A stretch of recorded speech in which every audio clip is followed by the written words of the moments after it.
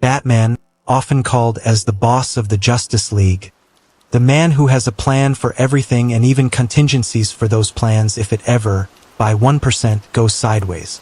The leader that will do anything and everything to protect the world if it needs him. But what made him to push that hard? The cause that made him to have that point, to become something that no one else could.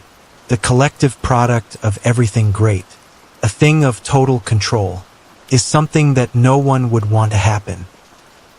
Bruce wanted to watch his favorite superhero Zorro in the theater because his new film, The Mark of Zorro, was released. He requested his mother and father to let him watch this movie with them and have a sweet family time.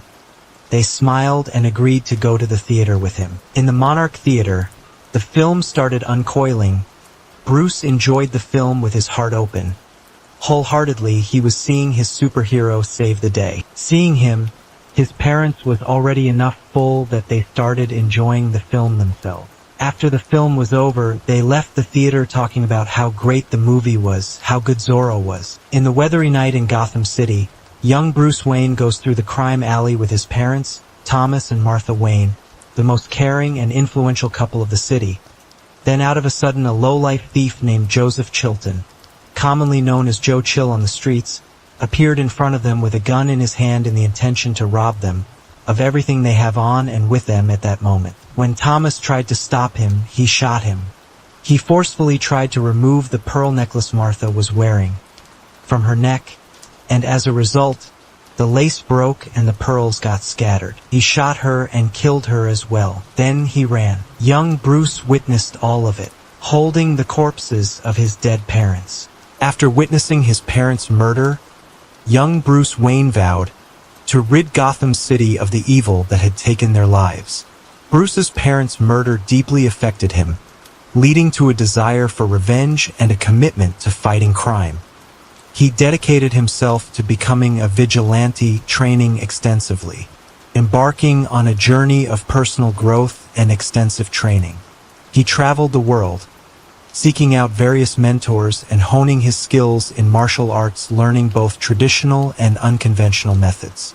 Bruce focused on developing his intelligence, deductive reasoning, detective work, and physical prowess, becoming proficient in almost every combat style ever known to mankind.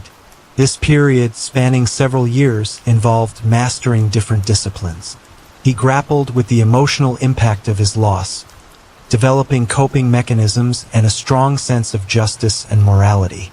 After years of preparation, at the ripe bold age of 25, Bruce Wayne returned to Gotham City, ready to become something that strike terror in the hearts of criminals, becoming Batman and fight against the forces of chaos, using his knowledge, skills, and unwavering determination.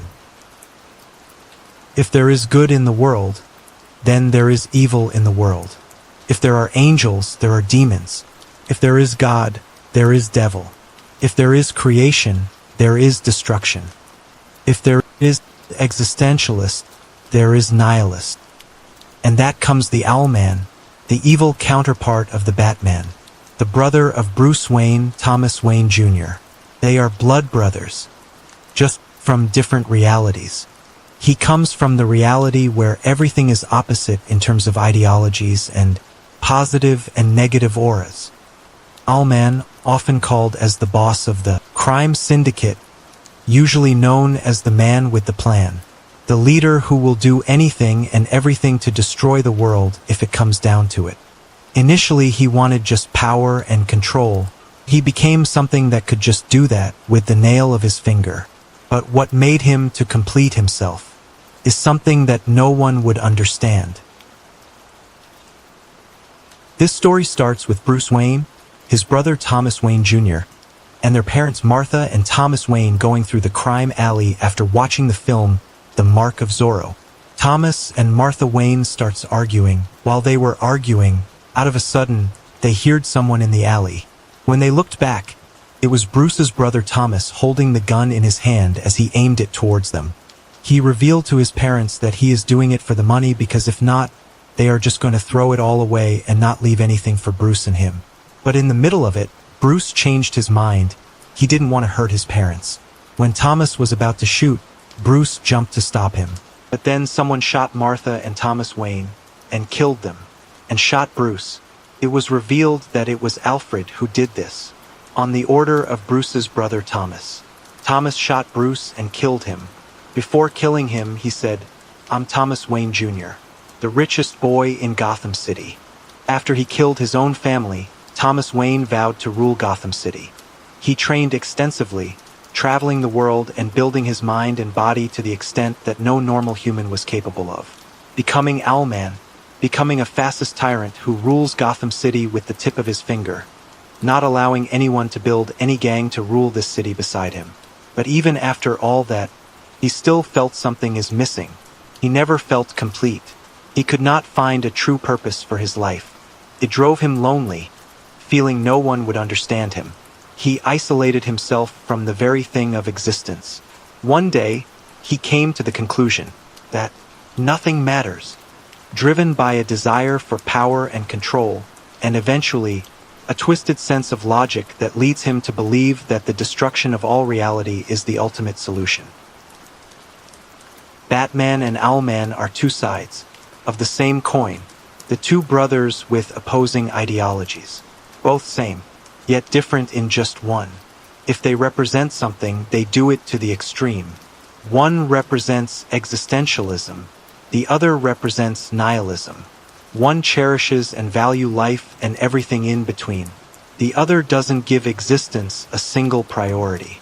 One would give his all to save a life, even himself as a sacrifice if the need be. The other would instead take a life out of an innocent in the excuse that it would not have mattered either way.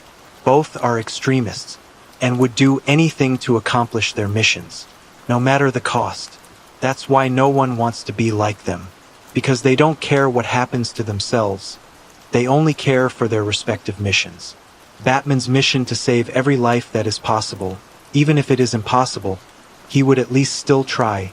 Doesn't matter if that's the life of an innocent or a criminal. Owlman's mission to destroy every life in the entire whole cosmos, even if it takes the life of his own. It is literally pure good versus pure evil.